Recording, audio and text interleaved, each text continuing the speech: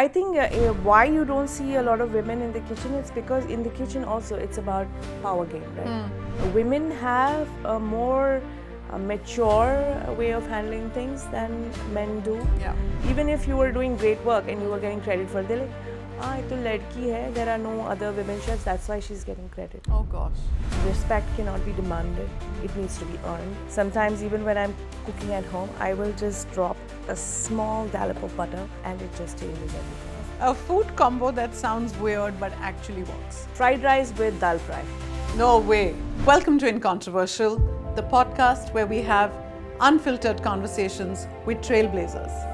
I'm your host Pooja, and today we're diving into the world of food with someone who's clearly redefining the way Mumbai eats. From fashion to food, and now executive chef at hotspots like Lyla, Gigi, and this very gorgeous Scarlett House. Please welcome the brilliant Chef Beena Noronha, or as we fondly call her, Chef Beenz. Hey Beenz, thanks for coming along today. I know you have a very busy schedule, morning to night, but so glad that you could make time for us. Thank you. I'm excited about this, waiting for your questions. Oh, thanks so much. The questions are, a dime a dozen, of course, but I'm curious. You started in fashion and it was corporate fashion or retail, as you had told me. Where did this shift to food happen? Well, I've always been into cooking. So I've been cooking since I was 7 with my mom. Okay.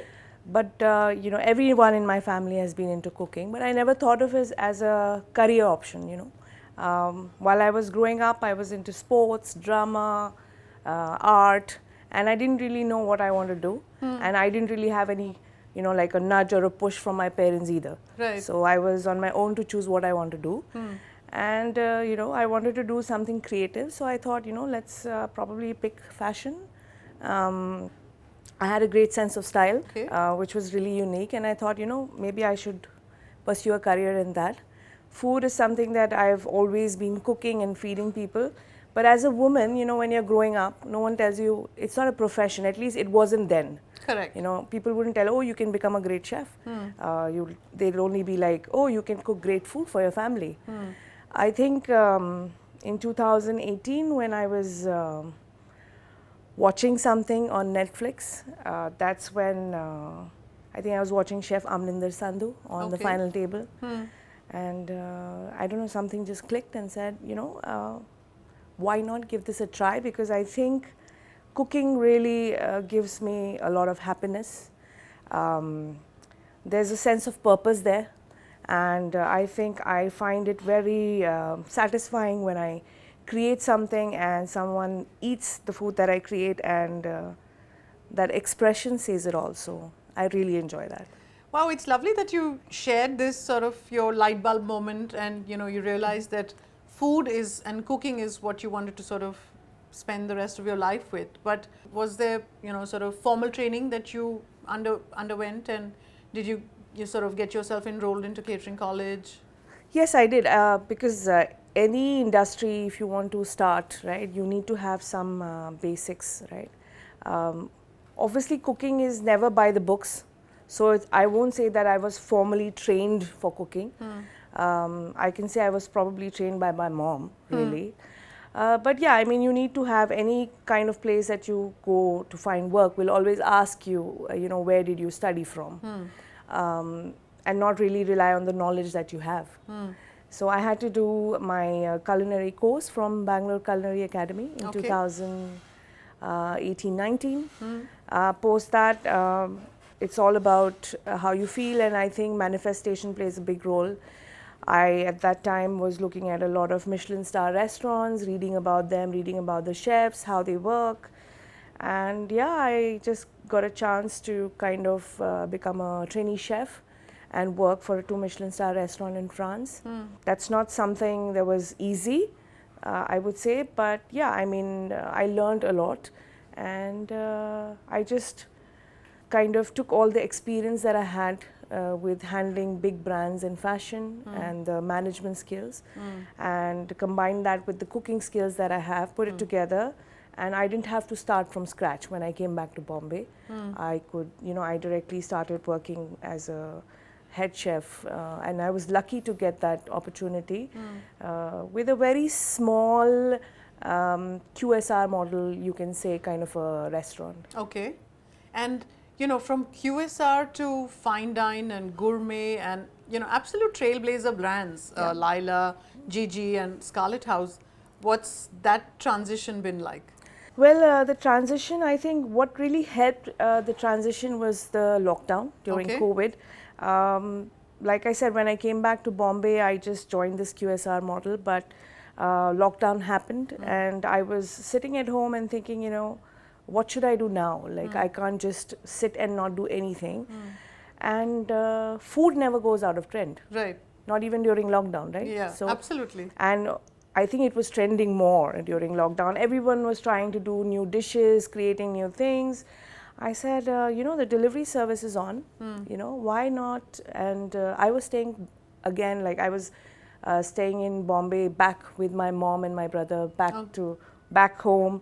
And with I the thought, foodie family. And I thought, why not start with my roots? Okay. I went back to cooking Mangalorean and Goan food, kind of, that I grew up eating. And so one fine day, I just sat for like a bit of half an hour. I put a menu together and I used my fashion design skills, my creative skills on Illustrator, designed a menu, designed a logo. The brand was called Makapau. Okay. Yes, and I thought, let me keep it quirky, just like me. And yeah, I made everything customized, put it out there on WhatsApp, and then next day everyone started ordering. And there was so much learning at that time because I had no help. Okay. All the help that I had was my mom, who would probably after some time say, this is not happening anymore. This was your choice.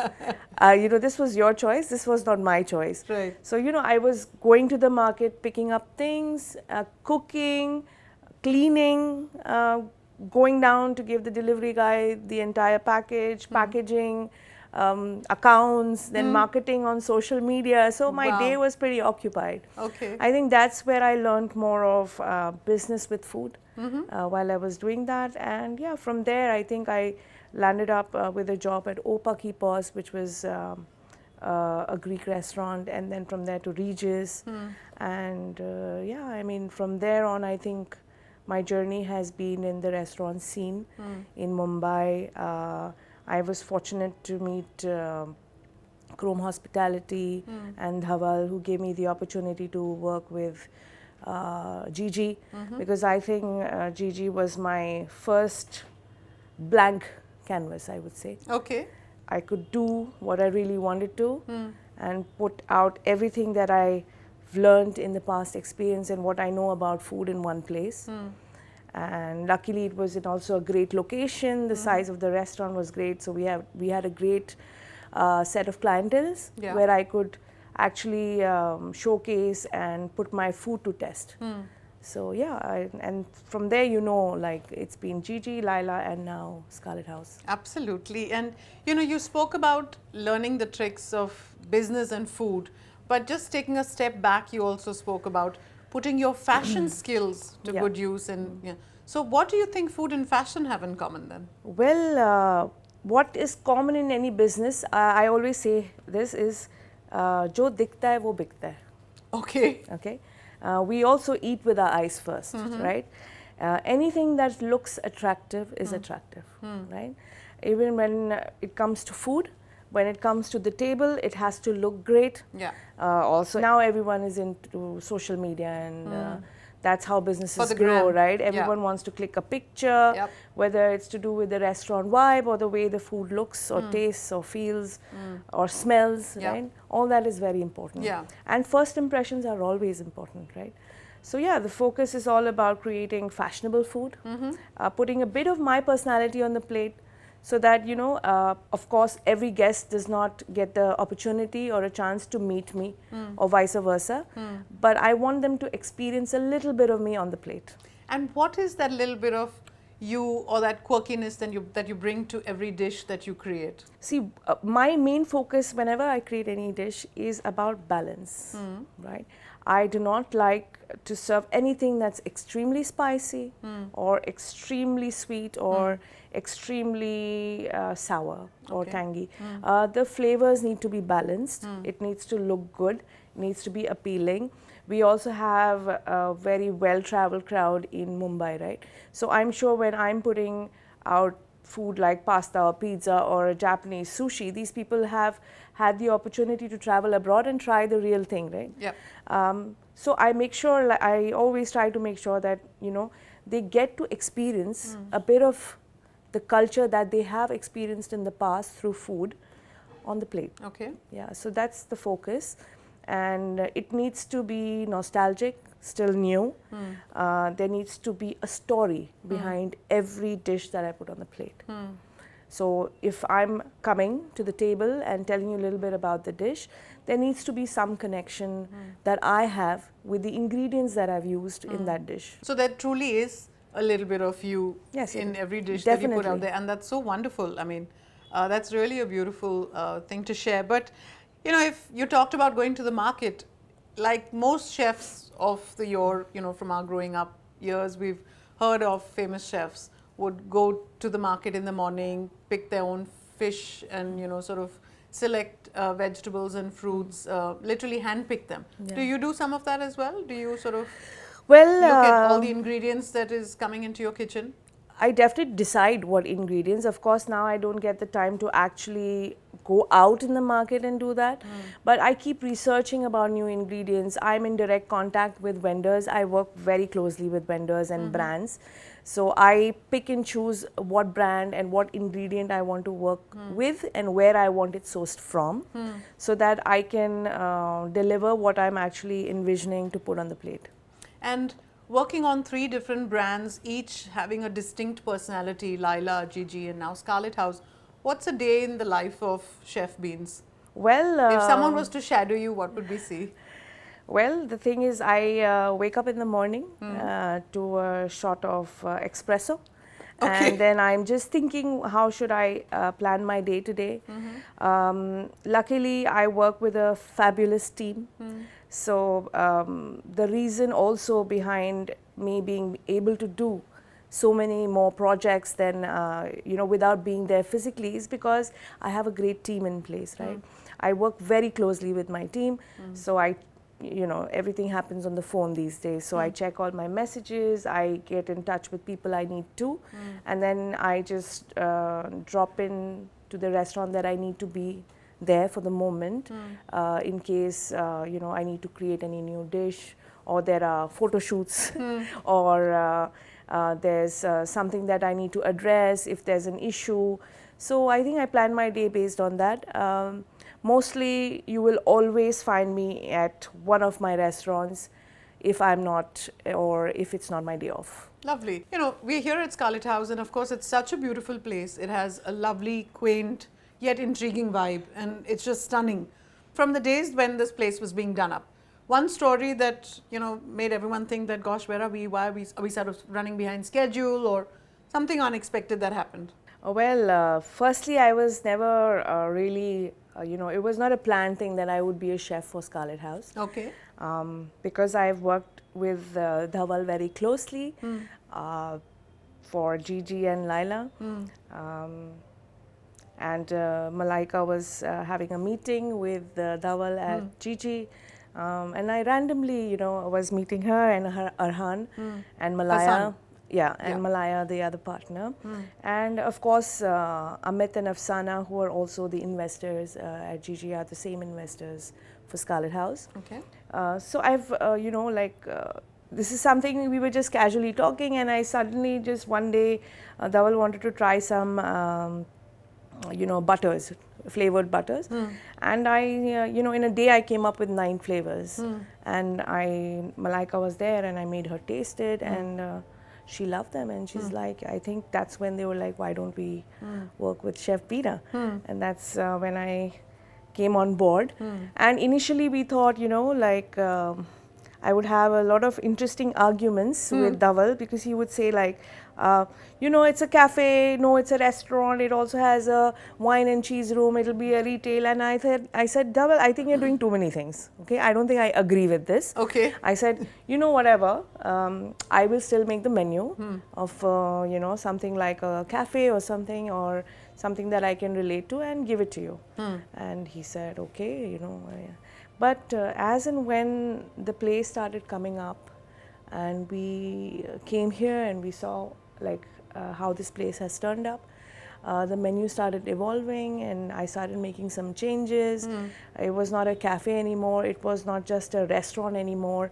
For me, it was like home outside home. How lovely. It's like you're coming to my place, whatever that be, whether it's a restaurant, a cafe, a wine bar, you're coming to my place. And you're going to try some great food. There is no cuisine. You can even try like there's something on the menu which is like a white butter chicken. Okay. To a Vietnamese pho, to a chicken franco. So it's versatile, just like me. So you're coming home. You're not going to a restaurant where you're going to be fed a set cuisine or a set kind of a meal.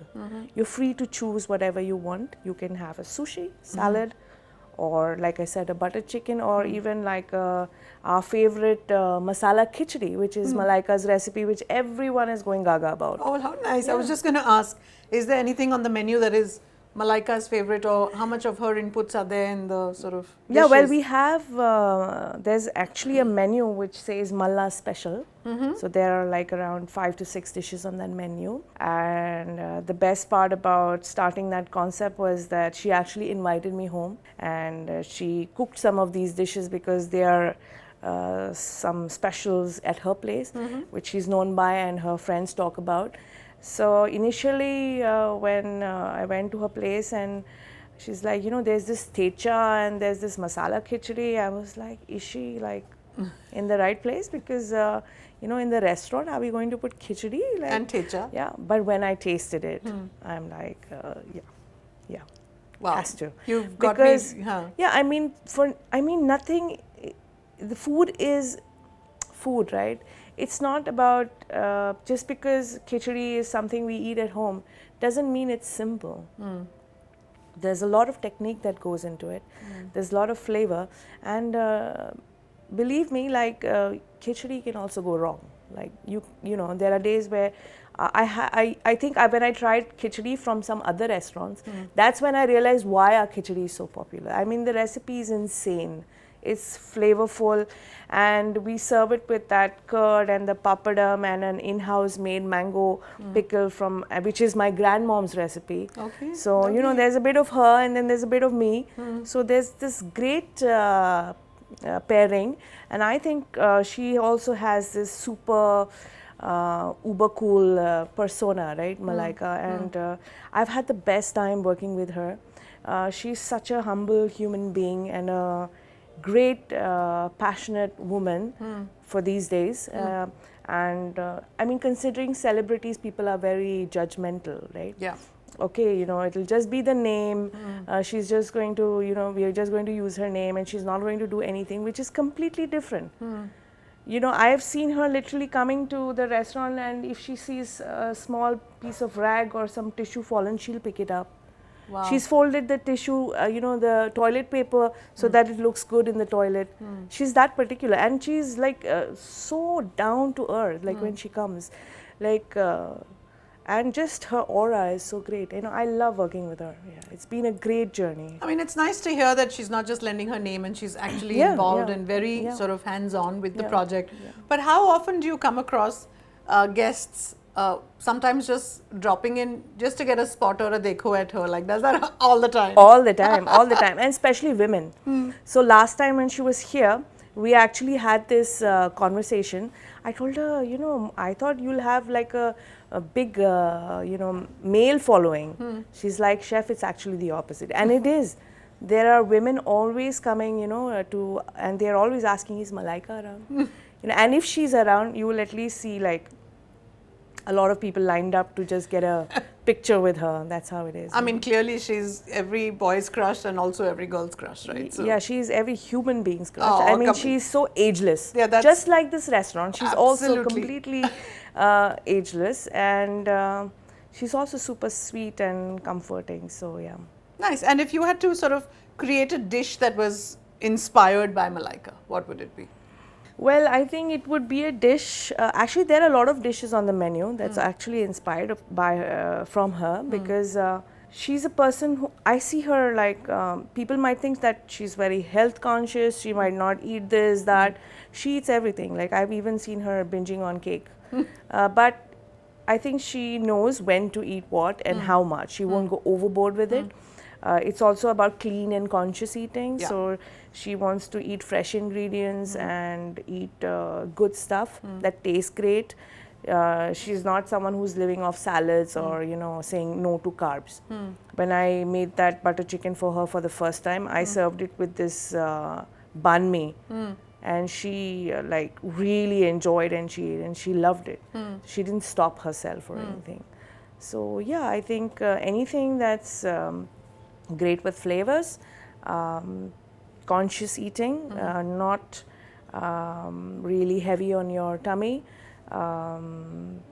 Yeah, and just brings you makes some great memories. I think that's the dish I would create for her. Pretty much sums up her persona, the way we see it, of course. But, from serving to celebrities, given the high-profile restaurants that you've sort of championed, and now working alongside them, the one odd thing that you may have come across in your career, Odd thing in or the terms weirdest, of, like weirdest? Yeah. I think weirdest is sometimes the celebrities make me feel like I'm the celebrity. With them, I feel they treat me so well. Sometimes I feel like, they're like, hey chef, the way they greet me is like, even Arhan, the way he'll just come to the restaurant and give me a big hug, or the way they'll talk about my work. In fact, they make me feel like I'm the celebrity. But you are the celebrity, Chef Beenz, really. of course. There's a long way to go. No, you're well on the journey, and I think you've reached, it's only higher up from here on. If there is that one sort of kitchen secret that everyone should know about, what is it? That's why it's a secret. No, come on, you've sort of had an early start, but please help some of the others who are not so blessed with kitchen skills and who have butterfingers, as they call it. Well, there's only one secret when it comes to food, and that's love. And I'm a very people's person. See, at the end of the day, even if I'm the chef at these 3 restaurants, I'm not the one who's actually cooking the food. It's my team. And I need to share that love with my team. Then only they will put that love in the food. And that's when the guests who are eating the food will feel that love. So it's like a circle of life, the way you say it, right? Yeah. So I make sure that I take care of my team, and they take care of the restaurant and the food that we're serving. I believe in sharing, just like food. Happiness and love is something you share. So I think that's my secret. Very well said, indeed. But if one was to have that one cooking hack which can make ghar ka khana taste restaurant-like, what would it be? This is not something that probably an answer a lot of people would like, but I think it's butter. Oh God, it sounds calories. That's what I learned in French cooking. It just makes everything taste better. I mean, that's my, I would say, secret. Sometimes even when I'm cooking at home, I will just drop a small dollop of butter, and it just changes everything. Just makes it utterly butterly delicious, huh? That's true. And then you've of course gone on to create 9 different flavors, and I don't know how many more in butters. So I can just imagine. You talked about butter being that 1-star ingredient, but is there a weirdest ingredient that sort of didn't work as per your expectations or didn't turn out the way you thought it would? Well, there are lots of things. I mean, it's like individuals and personalities, right? So it depends. I mean, there are things that, like for example, scallops is something that I had tried in India for the first time, and I thought this is something I'm never going to eat again. I guess because it was not made properly. But then when I was working with it in France, I loved it so much that I want to literally now put it on every menu. Right? So I think it's like any individual. Every ingredient or a recipe has elements that you need to let them shine. It's how you use them. So I think I don't like to criticize any ingredient, because obviously they are my colors on the canvas. So yeah, but I mean, it depends on whether we're putting it in the right recipe or not, and how we're letting them shine. Nice that you're sort of allowing every ingredient to take its own shape and form and Yes. lend its character to the dish. And you talked about some of the guests treating you like a celebrity. Has there been that one awkward moment where a guest was, or a celebrity, if I may say, or any guest for that matter actually, was so sort of impressed with your food and appreciated so much that they just did something completely unexpected on the spot to reward you, so to speak? Or One day at Lyla, unfortunately, I wasn't at the restaurant on that day, but somebody from the service gave me this note. And it was written by maybe a 20 or a 19-year-old girl. It was quite a long note saying that, I saw you on Instagram and I wanted to come and try the dishes that you are making because, I was really fascinated and inspired by the way you were talking about the food. And she said, I tried the food and I want to become a chef like you one day. And, I wish I could have met you and things like that. And I was really humbled and touched because I was able to, just by maybe one dish or one video, I was able to inspire someone to take a certain path or choose a certain path in their life. And I went and read that note, all teared-eye, in the kitchen. And my team, I mean, it's just how that inspiration transpires, right? And then in turn, how they were inspired by that note when I read it. So I'm sure then they would have probably gone home and told their partners, or, will tell the following team to join us. There are moments like this. There are moments like I've met guests who've come all the way from Surat just to try one dish. Or, I was walking on Carter Road, not Carter Road really, I had gone to Joggers Park in the morning, and I was having coconut water after having a walk. And then this girl comes to me and she's like, you are that chef on Instagram, I've eaten your food, I just wanted to see you. I said, okay. how cute. That was really cute, yeah. So there are a lot of moments, and I think for me it's just assuring that I have definitely chosen the right path, and the decision of choosing cooking over what I was doing earlier was the right decision. It wasn't easy. There were a lot of challenges, and it was really, really, really hard for me for a couple of years because my standard of living kind of changed a lot, right? From someone who was, doing a corporate job, earning a lot of money, had a great lifestyle, to coming down to having literally nothing in your account. When I came back to Bombay, I literally had nothing in my account, and I was almost, I think, 35, 36, and it was a big risk, but then I think I believed in my dream, and I've seen food change people's lives, so I thought, I can always go back to doing what I was if I don't succeed.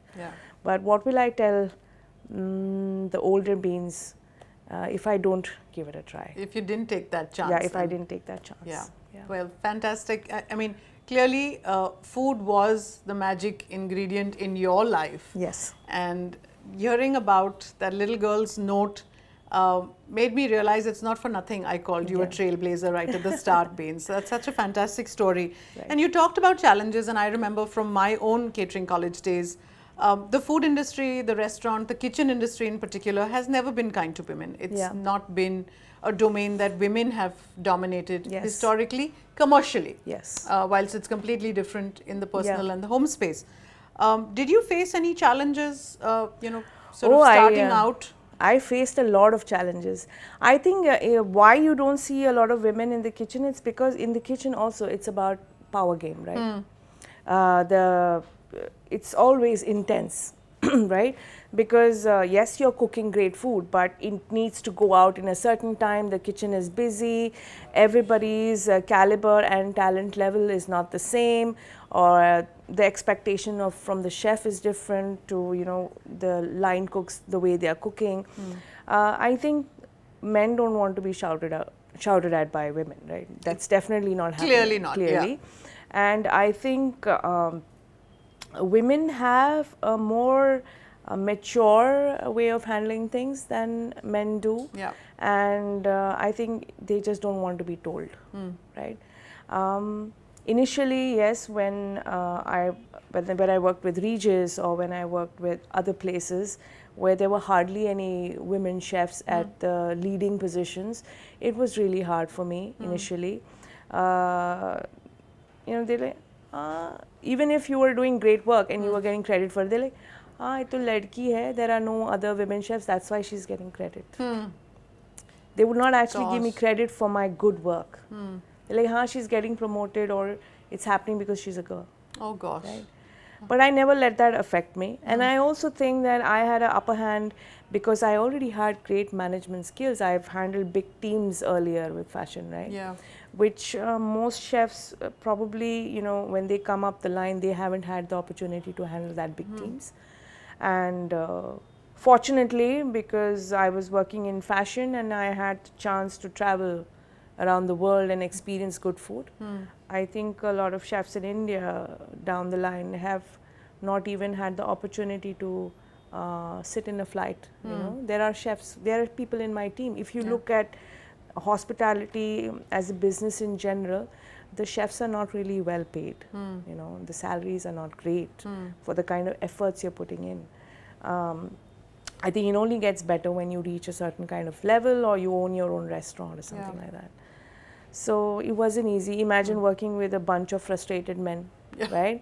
No good pay, working for more than 12 hours, being shouted at, working in hot kitchens, sweating. Right. Yeah. So it's not a great space.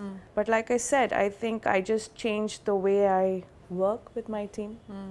I can proudly say all the 3 restaurants that I work at, I have great teams. And these teams don't function because of authority. They don't function because I have a certain power with the position I hold. They function the way they function because of the respect that we have for each other. And I feel respect cannot be demanded, it needs to be earned. And I put in 200% of my day or my life in earning the respect that I deserve. And of course, it's give and take. It's respect, love, and the feeling of family because they're spending their whole day with me and hardly a few hours with their family. So I need to treat them also like my family. And I think that just changed the game for me. Spoken like a true leader, Beenz. Superb. Do you ever pause to think critics, customers, or celebrities? Who do you cook for? I cook for people. I don't see I think the title they come with, whether they are critics or they are celebrities, or it doesn't matter to me the title you hold.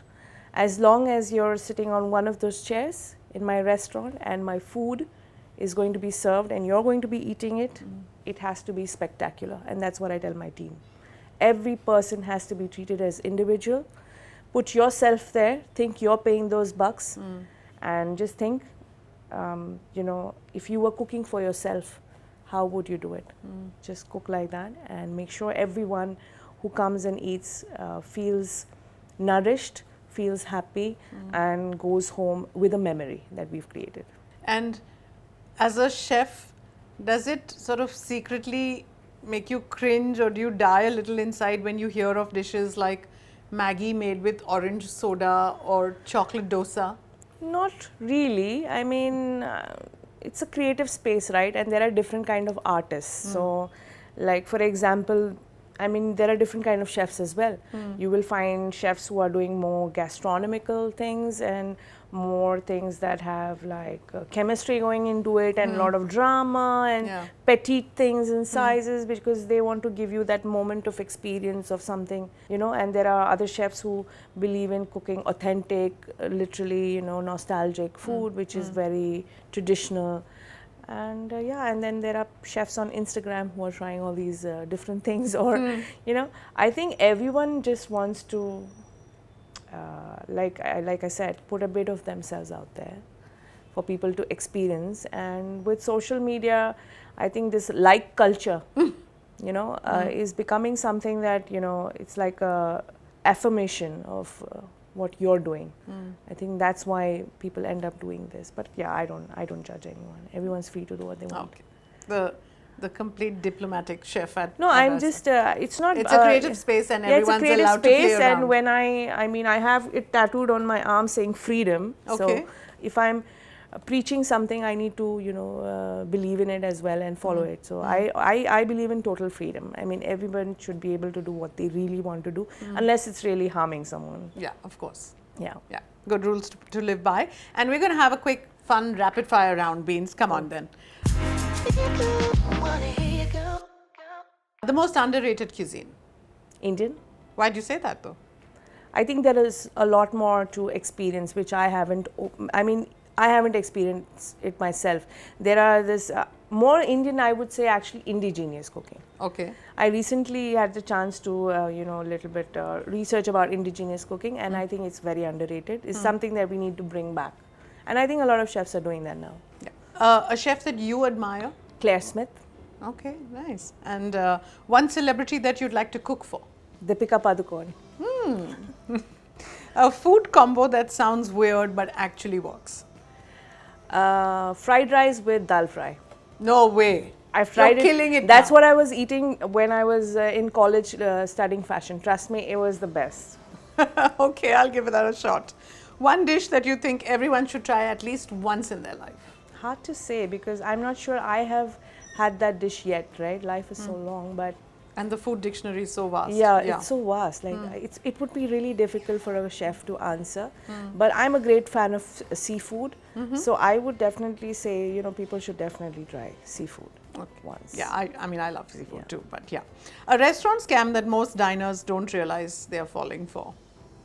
Vibe. I mean, they're trying to, nowadays people are just trying to create a vibe in the restaurant, but the food does not really pair well with the vibe.